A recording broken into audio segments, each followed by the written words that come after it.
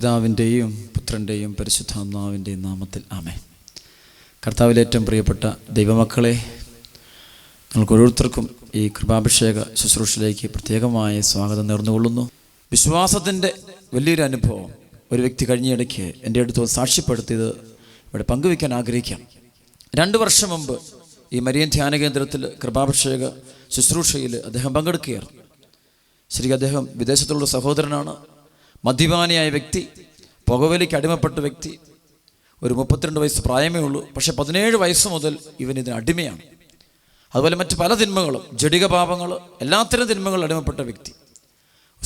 തെറ്റായ സ്നേഹബന്ധങ്ങൾ, എല്ലാ അസ്വസ്ഥ നിറഞ്ഞ ഈ മനുഷ്യനെ, ഈ സഹോദരനെ, അദ്ദേഹത്തിൻ്റെ പ്രിയപ്പെട്ടവരാണ് ഈ ധ്യാന കേന്ദ്രത്തിൽ എത്തിച്ചത്.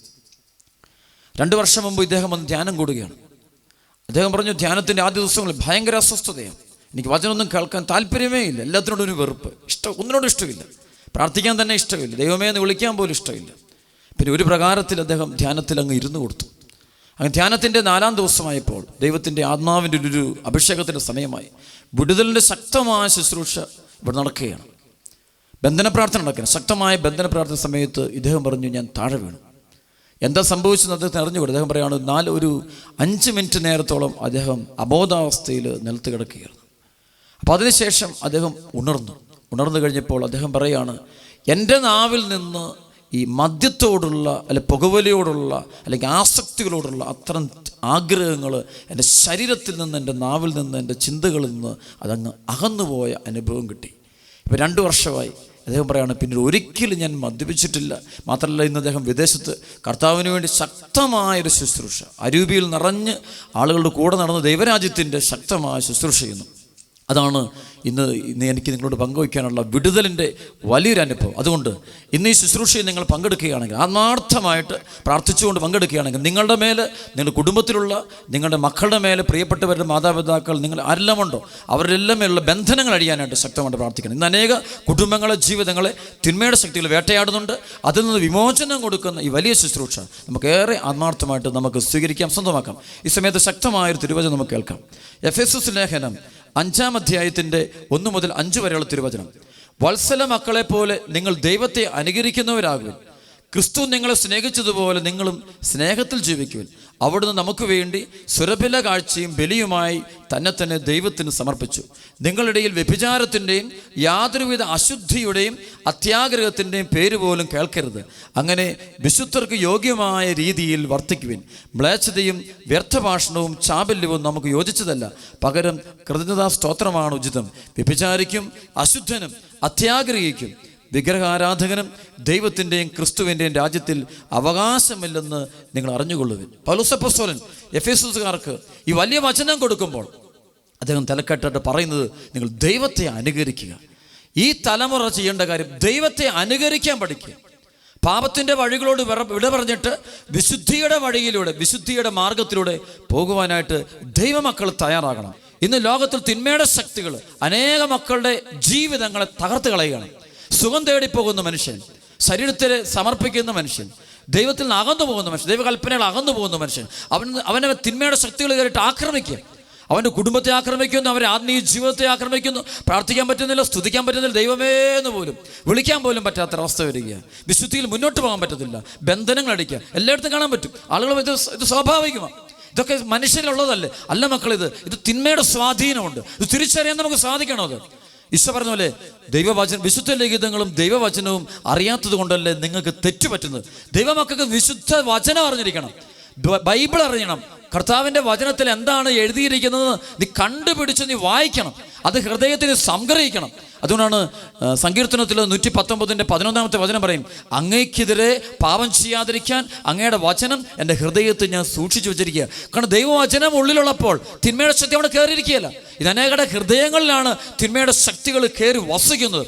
അതുകൊണ്ട് ആ ഹൃദയത്തിൽ നിന്ന് തിന്മ പുറത്തേക്ക് വരികയാണ്. അത് തിന്മയുടെ ശക്തികളുണ്ട്, ഇത് പ്രവർത്തിക്കുന്നുണ്ടെന്ന് ലോകത്ത് ശക്തമായിട്ട് പ്രവർത്തിക്കുന്നുണ്ട്. ദൈവമക്കളെ തിരിച്ചറിയണം. മനുഷ്യൻ്റെ ആത്മീയ വളർച്ചയെ, ഭൗതിക വളർച്ചയെ, വിശ്വാസ വളർച്ചയെ ഒക്കെ കയറി അടിക്കുന്നുണ്ട്. പക്ഷെ അറിയാൻ പറ്റുന്നില്ല.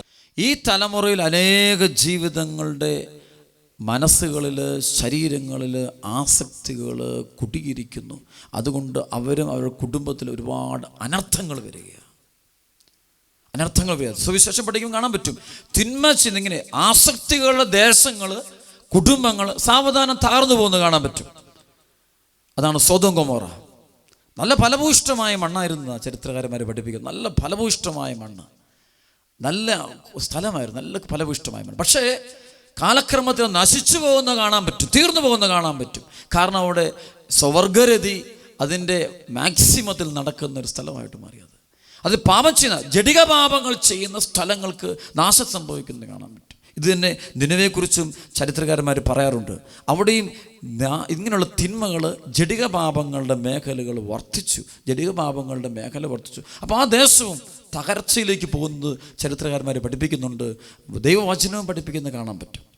അതുകൊണ്ട് പ്രിയപ്പെട്ട ദൈവമക്കളെ, നമ്മുടെ ഹൃദയത്തിൽ നമ്മൾ സൂക്ഷിക്കേണ്ട ഏറ്റവും വലിയ കാര്യം, ഈ അശുദ്ധിയിൽ നമ്മൾ വിടുതൽ പ്രാപിക്കണം. ഇത്തരം അശുദ്ധികളുള്ളപ്പോൾ നമ്മുടെ ജോലിയെ ബാധിക്കും, കൃഷിയെ ബാധിക്കും, പഠനത്തെ ബാധിക്കും, ഭാവിയെ ബാധിക്കും, നമ്മുടെ പ്രിയപ്പെട്ടവരെ ബാധിക്കും, എല്ലാത്തിനും ഉപദ്രവിക്കുന്നുണ്ട്. ഹോസിയ 5:4 പറയുന്ന വ്യഭിചാരത്തിൻ്റെ ദുർഭൂതം അവിടെ പറയുന്നുണ്ട്. തങ്ങളുടെ ദൈവത്തിൻ്റെ പക്കലേക്ക് തിരികെ പോകാൻ അവരുടെ പ്രവൃത്തികൾ അവരെ അനുവദിക്കുന്നില്ല. കാരണം അവരിൽ വ്യഭിചാരത്തിൻ്റെ ദുർഭൂതം കുടിയിരിക്കുന്നു, അവർ ദൈവത്തിൽ നിന്ന് അകന്നു പോകുന്നു. അവിടെ പ്രിയപ്പെട്ടവരെ, വിശുദ്ധി നഷ്ടപ്പെടുന്ന ഏറ്റവും വലിയ മേഖല ഒന്നാണിത്.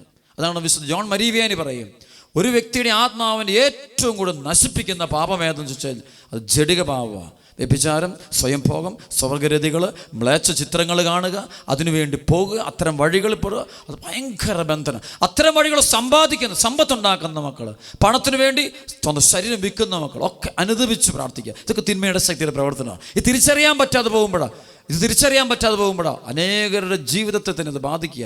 ചിലപ്പോൾ ഇന്ന് ചില യുവാക്കൾ, ചില യുവതികൾ ചെറുപ്പത്തിലെ തന്നെ ഇത്തരം നാശത്തിൻ്റെ കുഴിയിൽ, പാപത്തിൻ്റെ കുഴിയിലേക്ക് താണുപോയി. എന്നിട്ട് അവരെ ജീവിക്കാൻ പോലും പറ്റുന്നില്ല. അവർക്ക് പിന്നീട് കുടുംബജീവിതത്തെ മുഴുവൻ ബാധിക്കുക.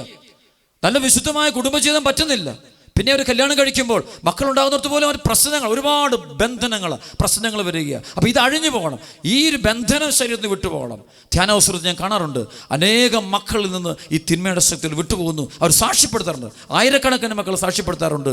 അവർക്ക് പിന്നീട് ഈ പാപത്തിലേക്ക് പോകാൻ താല്പര്യമില്ല. അവർക്ക് നോർമലായ ജീവിതത്തിലേക്ക് തിരിച്ചു വരുന്നത് കാണാൻ പറ്റും.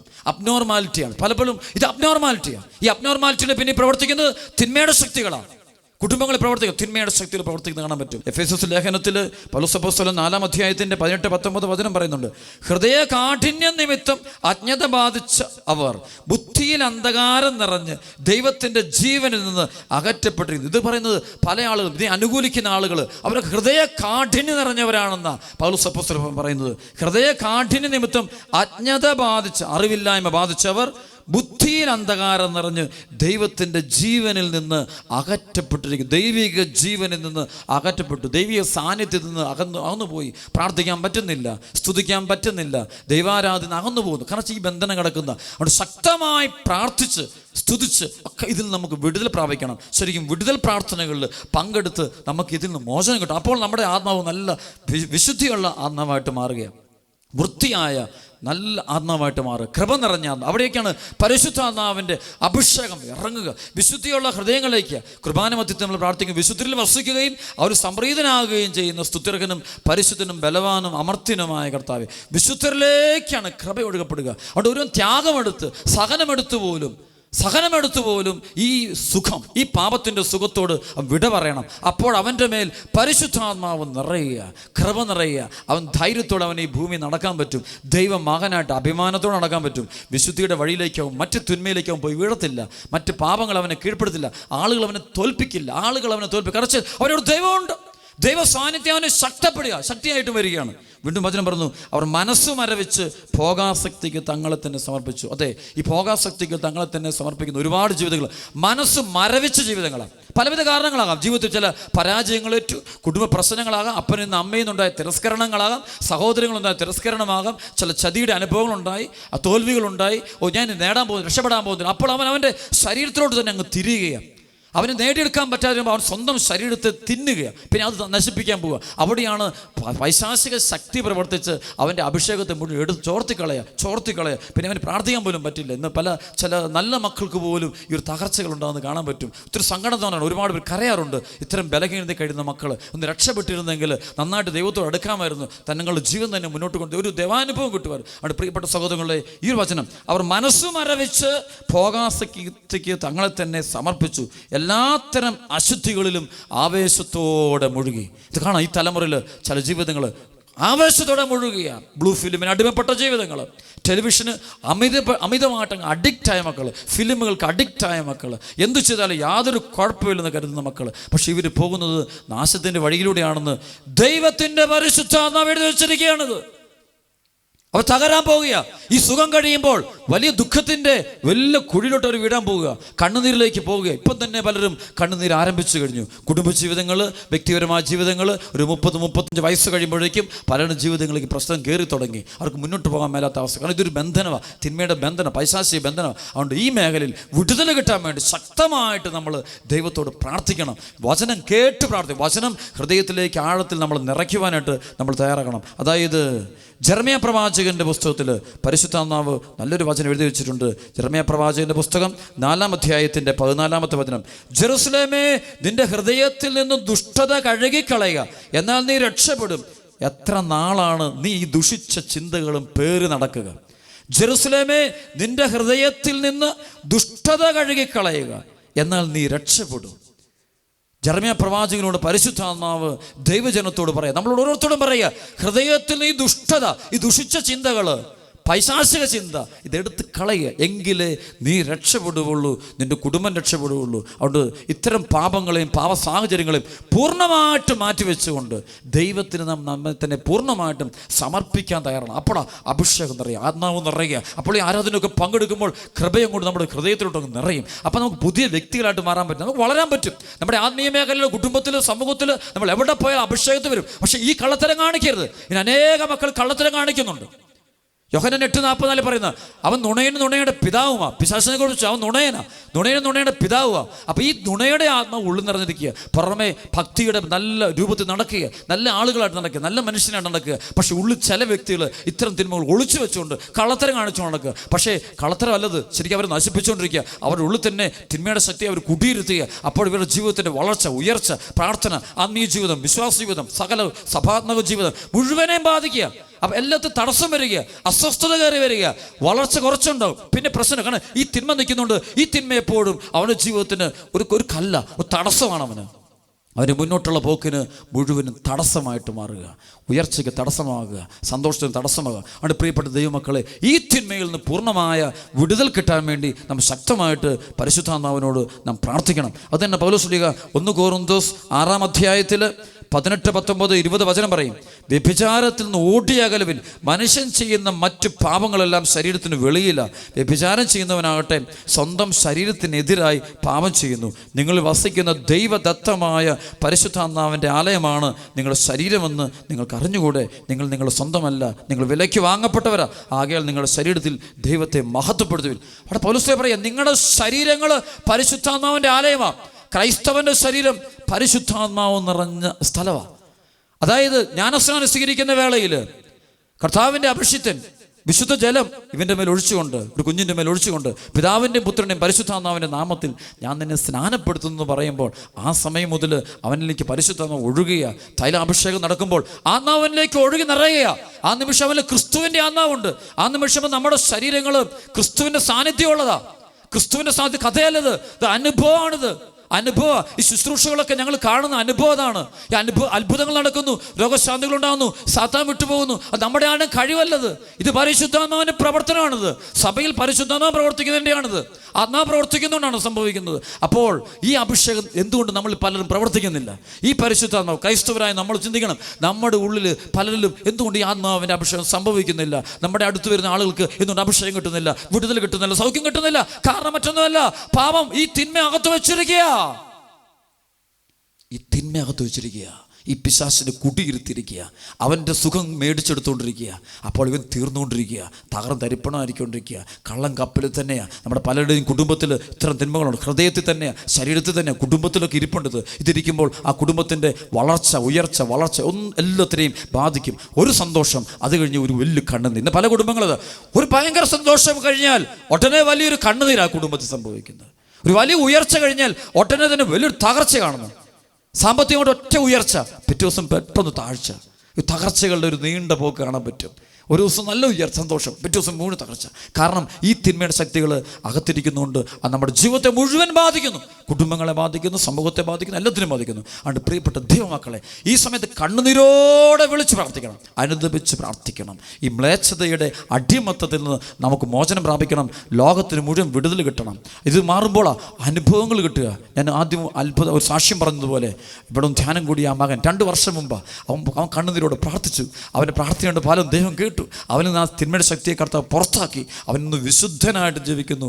യാതൊരു തിന്മയില്ല. വിദേശത്താണ്, സകല തിന്മകളും ചെയ്യാൻ പറ്റിയ സാഹചര്യത്തിൽ അവൻ ഒരു തിന്മയും ചെയ്യുന്നില്ല. മദ്യപാനമില്ല, പുകവലിയില്ല, മയക്കുമരുന്നില്ല, ലഹരികളില്ല, ജഡിക പാപങ്ങൾ ഏർപ്പെടുത്തില്ല. അവൻ വിശുദ്ധമായ ജീവിതം നയിക്കുന്നു, കൃപയിൽ ജീവിക്കുന്നു, പ്രാർത്ഥിക്കുന്ന മനുഷ്യനായിട്ട് മാറിയിരിക്കുന്നു. ആളുകൾക്ക് അവൻ പ്രിയപ്പെട്ടവനായിട്ട് മാറി. അവൻ്റെ ജോലി മേഖല ഭയങ്കരമായിട്ട് വളർന്നു. അവന് ദൈവം ഒരുപാട് ഉയർത്തിക്കൊണ്ട്, ഈ 2 വർഷം കൊണ്ട് അവന് ദൈവം ഒരുപാട് ഉയർത്തിയ കാര്യം അവൻ 2 ആഴ്ച മുമ്പ് എന്നോട് പറയുക. അതുകൊണ്ട് പ്രിയപ്പെട്ട ദൈവമക്കളെ, അതുകൊണ്ട് ഈ തിന്മ ശക്തി നമ്മിൽ വിട്ടുപോയാൽ നമ്മൾ നമ്മുടെ കുടുംബവും രക്ഷപ്പെടും. അല്ലാണ്ട് നമുക്ക് മുന്നോട്ട് പോകാനായിട്ട് സാധ്യമല്ല. അതുകൊണ്ട് ഈ സമയത്ത് നമുക്ക് നമ്മെ തന്നെ പൂർണ്ണമായിട്ടും ഈശോയ്ക്ക് സമർപ്പിക്കാം. ഈ ആരാധന സമയത്ത് ശക്തമായിട്ട് നമുക്ക് പ്രാർത്ഥിക്കണം. നിങ്ങളെല്ലാവരും പ്രാർത്ഥിക്കണം. ദൈവത്തിൻ്റെ ആത്മാവ് ഇത് കേട്ടുകൊണ്ടിരിക്കുന്ന ഓരോ വ്യക്തിയുടെ മേലും നിറയട്ടെ. സകല കെട്ടുകളും ബന്ധനം ഒഴിച്ച് നമ്മെ സുഖപ്പെടുത്തട്ടെ. ആമേൻ.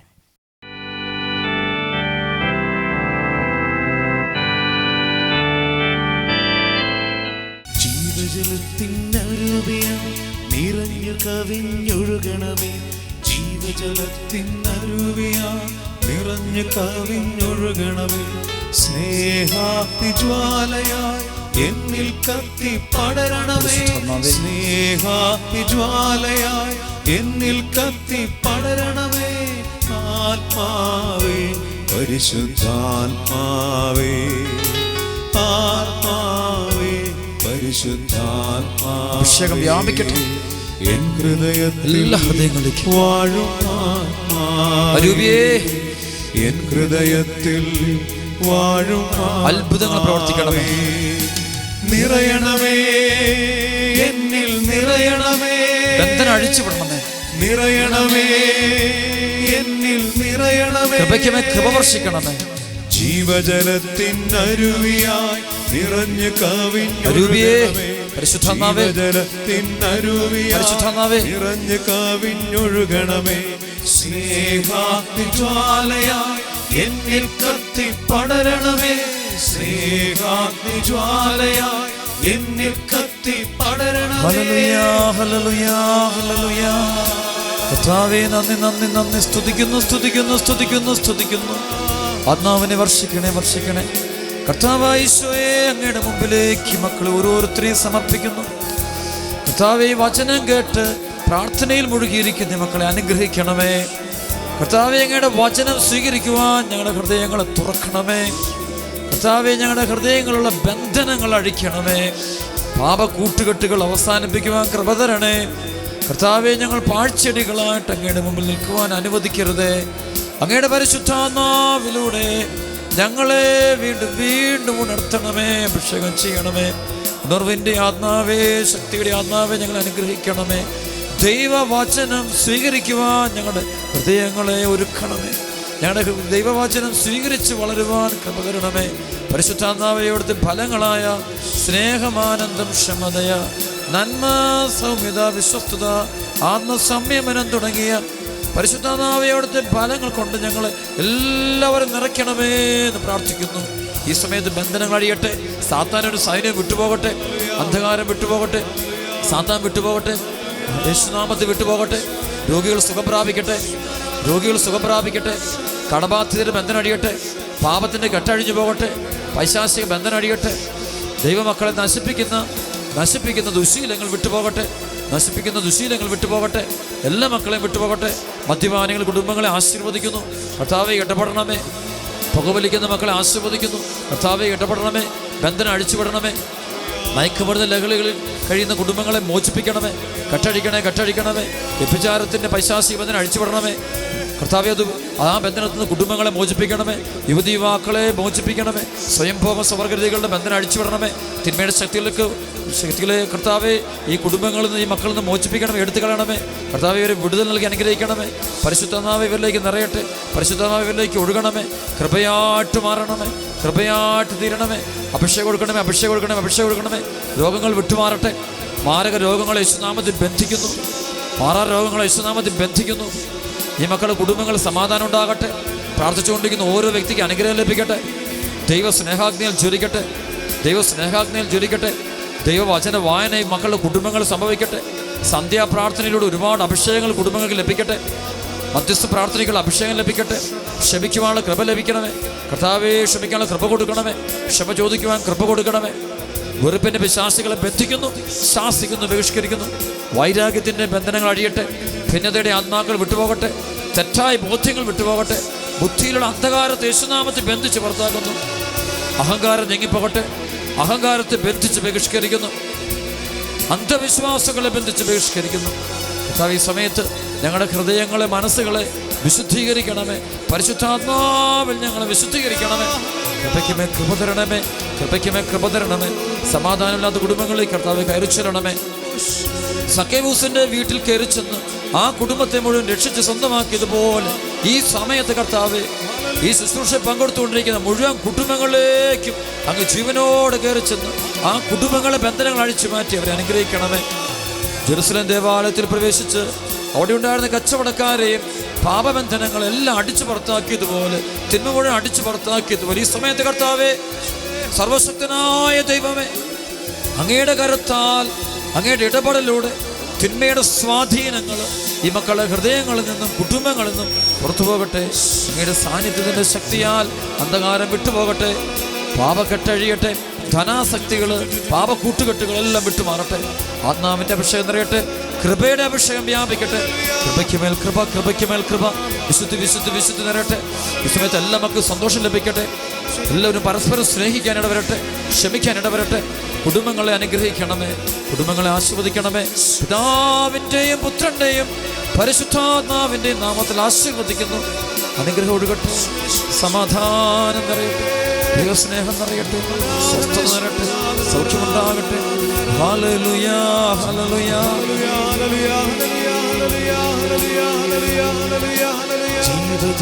ജീവജലത്തിനരുവിയായി നിറഞ്ഞു കവിഞ്ഞൊഴുകണമേ.